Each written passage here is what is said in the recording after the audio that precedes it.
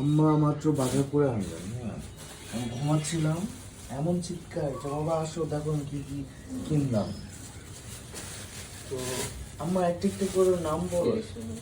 ইলিশ মাছ, এটা হচ্ছে কাঁচা কলা, চালতা, শাপলা কিনেছো, ইলিশ মাছ দিয়ে শাপলা রান্না করবো, কচুর মুখী,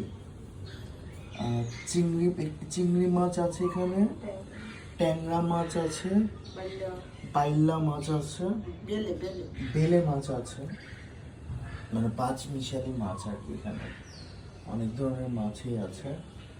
তো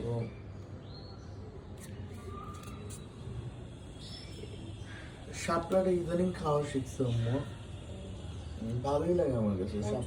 শাপলার ডাটা খুব ভালো লাগে। এই মাছটা নড়লো, আমি দেখলাম মাছটা নড়লো। প্রচুর ইলিশ মাছ উঠেছে বাজারে। ট্যাংরা মাছ কিন্তু খুব ভালো লাগে খেতে, জানেন? ট্যাংরা মাছ ভীষণ প্রিয়।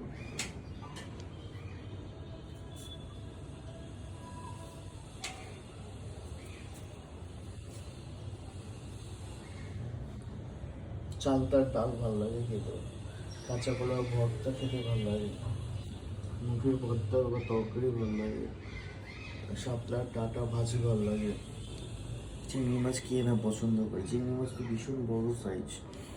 ট্যাংরা মাছের পাতলা ঝোল খুব প্রিয়। আর বেলে মাছ সম্পর্কে আমার আইডিয়া নেই, খেয়েছি কিন্তু মনে পড়ছে না। ইলিশ মাছ কার না ভালো লাগে।